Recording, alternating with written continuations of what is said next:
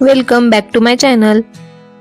आता प्रत्येकांच्या घरी गणपती आले आहेत, तर गणपतीसाठी प्रसादामध्ये ठेवला जाणारा आवर्जून पदार्थ म्हणजे गव्हाची खीर। याची रेसिपी आता आपण पाहणार आहोत।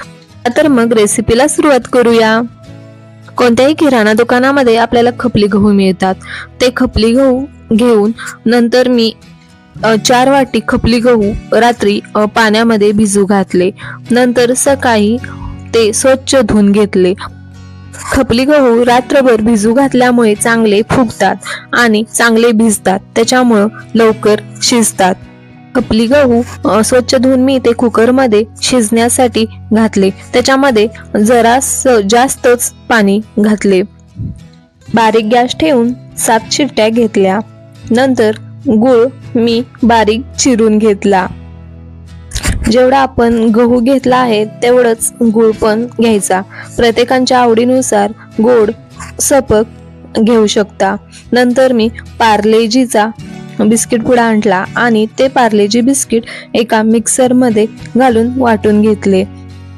शिजायला घातलेले गहू गार होण्यासाठी कुकर साईडला ठेवला। नंतर मी एक भांड घेतले, त्याच्यामध्ये तूप घातले। तूप घातल्यामुळे टेस्ट खूप छान येते, म्हणून मी 4 चमचे तूप घातले।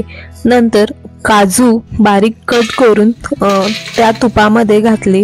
नंतर बदाम आणि खजूर घातले।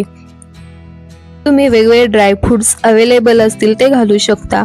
नंतर गार झालेली मी गहू काढून ते एका भांड्यामध्ये याच्यातच ओतले। नंतर ते हलवून घेतले आणि हलवून व्यवस्थित मिक्स करून घेतले। खिरीमध्ये नंतर दूध घालण्यासाठी मी गार होण्यासाठी साईडला एका ग्लासमध्ये काढून घेतले। नंतर ते खपली गहू त्याच्यामध्येच बारीक चिरलेला गूळ त्याच्यामध्ये मिक्स करून घेतला। मी खिरीसाठी सेंद्रिय गूळ यूज केले आहे। तुमच्या आवडीनुसार तुम्ही घालू शकता।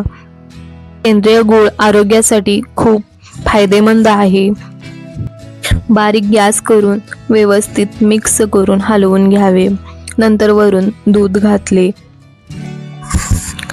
दूध गार होण्यासाठी ठेवलं होतं ते या खिरीमध्ये घातले आणि नंतर जे मगाशी मी बिस्किटची पूड केली होती ती प्रथम एका वाटीमध्ये दूध घेऊन त्याच्यामध्ये मिक्स करून मग मी याच्यामध्ये घातली। तसंच जर घातली असती तर गाठी तयार होतात, म्हणून मिक्स करून मग घालावे। वरून वेलची पूड आणि जायफळ घातले। तुम्हाला जर पाहिजे असेल तर ओले खोबरे पण घालू शकता। बघा कशी झाली आहे माझी खीर। नक्कीच सांगा, लाईक करा, सबस्क्राईब करा।